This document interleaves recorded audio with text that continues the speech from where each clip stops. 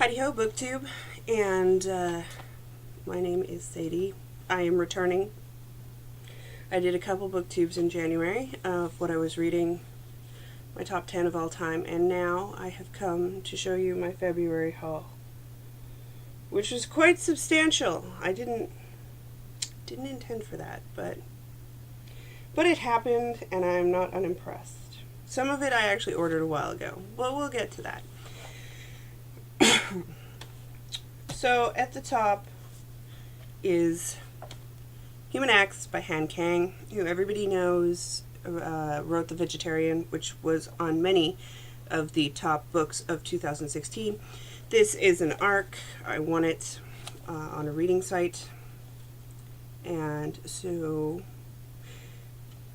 I'm going to now read you a little bit of the back. In the midst of a violent student uprising in South Korea, a young boy named Don Ho is shockingly killed. The story of this tragic episode unfolds in a sequence of interconnected chapters as the victims and the bereaved encounter suppression, denial, and the echoing agony of the massacre. From Don Ho's best friend, who meets his own fateful end, to the editor struggling against censorship, to a prisoner and factory worker, both suffering from traumatic memories, and to Don Ho's own grief-stricken mother, and through their collective heartbreak and acts of hope in this tale of a brutalized people in search of a voice. I like reading about killings. I'm into serial killer backgrounds and stuff like that. I read a lot of nonfiction in terms of histories of killing and forensic anthropology. So this is right up my alley. I didn't want to read The Vegetarian, and I'm still unsure if I will, just because I can't read acts of animal violence. You can kill as many humans as you want. You injure a dog, and I'm in trouble. That's why I haven't read, is it Upton Sinclair who did the,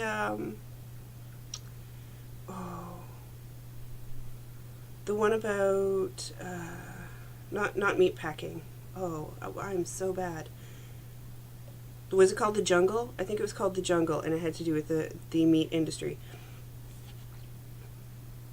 Either way, can't read it. Which is why I haven't read The Vegetarian, but this sounds up my alley. Also, if you've read The Vegetarian and there is no acts of animal violence, tell me so I can read it. These I ordered back around Christmas because I tend to reread The Lord of the Rings once a year, and I haven't in a couple of years. I think the last one I did was 3 years ago. And my edition is actually quite large and cumbersome, and I wanted to be able to have more portability and not wreck my wrists.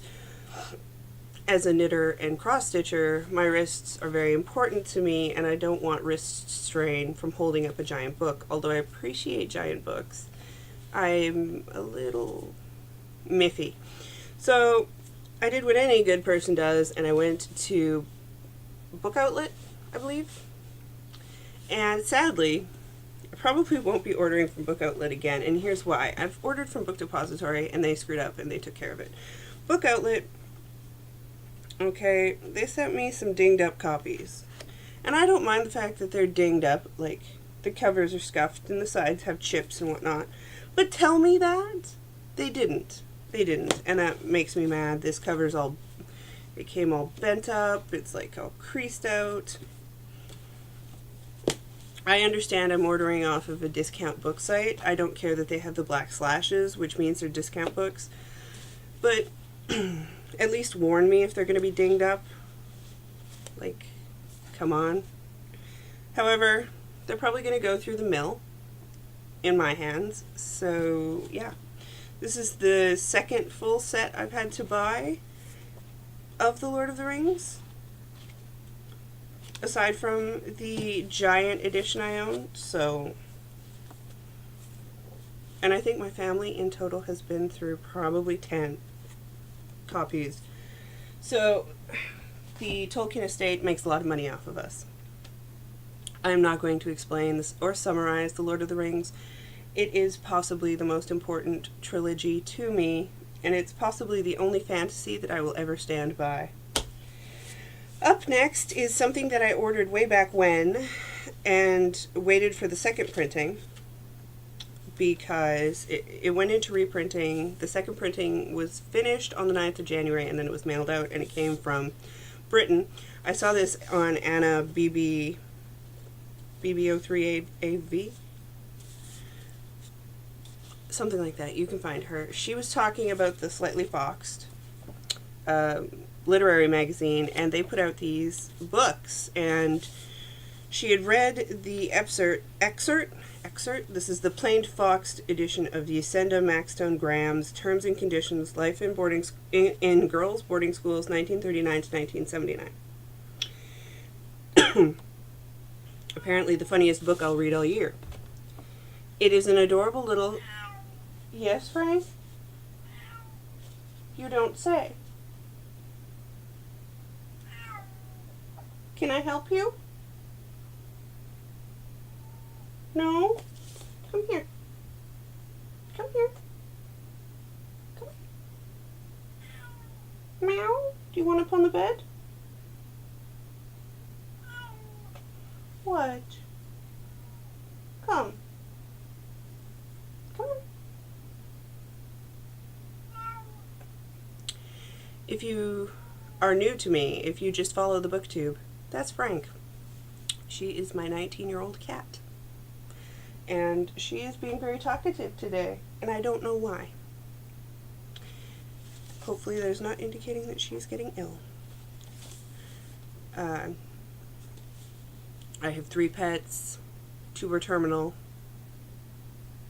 21 is my oldest cat, my dog is 16. Anyway, back to this book. It says, when I asked a group of girls who had been at the Haythorpe Castle in the 1960s whether the school had a lab in those days, they gave me a blank look. A laboratory? I expanded. Oh, that kind of lab, one of them said. I thought you meant a Labrador. So this is the history of life in a British girls' boarding school. It just does my little heart good. It makes me think I'll be reading something like possibly a Little Women, possibly some Jane Eyre, possibly even better, who knows.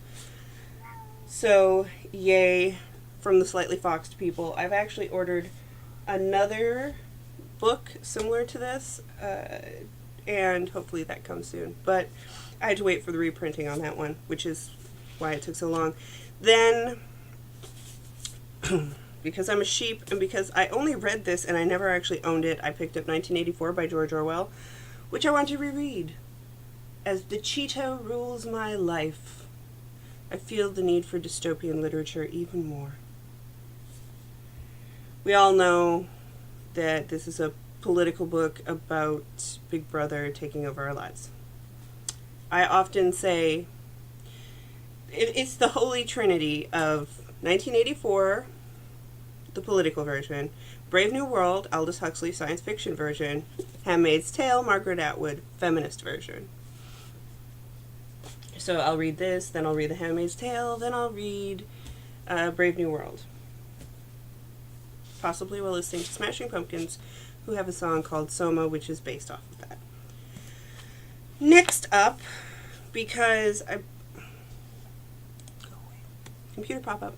Next up, and I don't edit, just so you know. I'm not an editing person, it's not going to happen. And I record in my craft room, not in front of my bookshelves. But I will do a bookshelf tour if that interests people. It's just going to take me a bit. So if you would like to see a bookshelf tour, comment. So I believe it's insert literary pun. I believe that's who wants to do Middlemarch March. So I picked up Middlemarch. The vintage edition by George Eliot, who of course is a woman. And I enjoyed a lot of the George Eliot I read for my 19th century literature class when I was in university. I'm not sure if it's I think Thomas Hardy is Far from the Maddening Crowd and George Eliot was Adam Bede and Silas Marner. But either way, I loved all 3 of those. They made me happy. So I'm hoping that this makes me happy. Although one of my friends who did an English degree Did not enjoy Middlemarch, but did like The Mill on the Floss. Either way, Middlemarch March, and I got a red spine. It's my first red spine. Oh, America. Then I picked up Burial Rites by Hannah Kent, which I had to do because, hello, Iceland awaiting execution? That's all I needed to hear. And you can go over to Savage Reads. He did an impromptu kind of interview with Hannah Kent, and that was really good.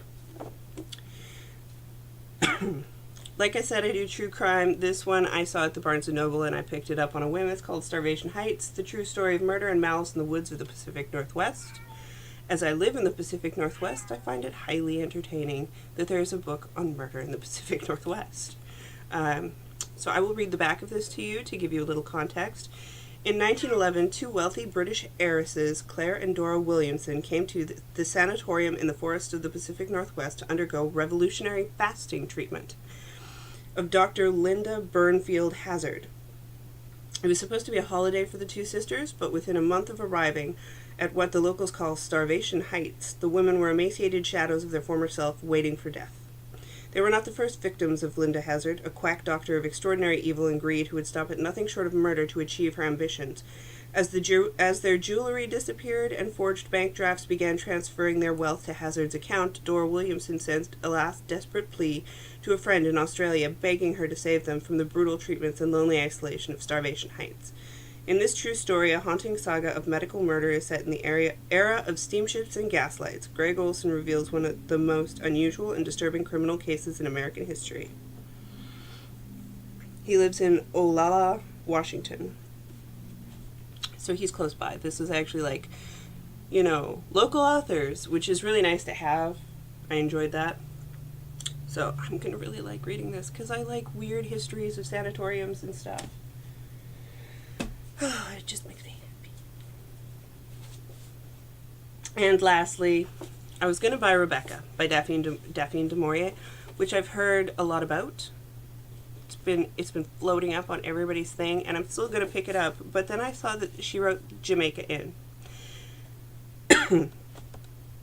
Now, I have no experience with Daphne du Maurier, and the only reason I picked this up instead of Rebecca was because it made me think of the Tori Amos song Jamaica Inn.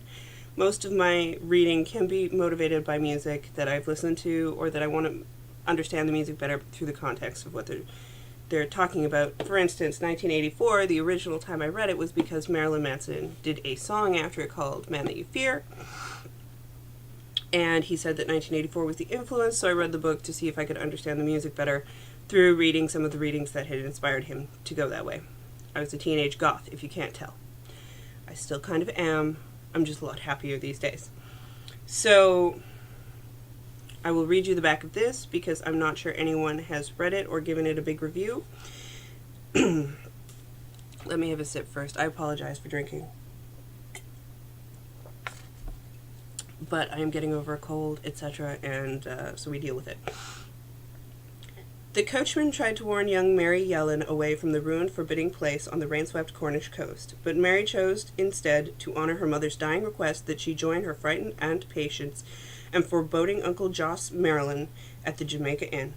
From her first glimpse on that raw November eve, she could sense the inn's dark power. Mary never imagined that she would become hopelessly ensnared in the vile, villainous schemes being hatched within its crumbling walls, or that she would fall in love with a handsome, enigmatic stranger. But what secrets is he hiding from her, and can she really trust him? Jamaica Inn is a riveting classic novel of romantic suspense only the brilliant mind of Daphne du Maurier could conceive. I'm sold. Rotting coasts? Come on. Does this sound like gothic fiction? Yes. Yes, it does. More, please. So these were the things that came to live with me in February, which is kind of odd because I've only read like 4 books. But I will be doing my February wrap-up next week. However, that was my haul. If you've read any of these or you want to discuss any of these with me, please feel free to start in the comments. I am going to try and check them better. And yeah, see you later.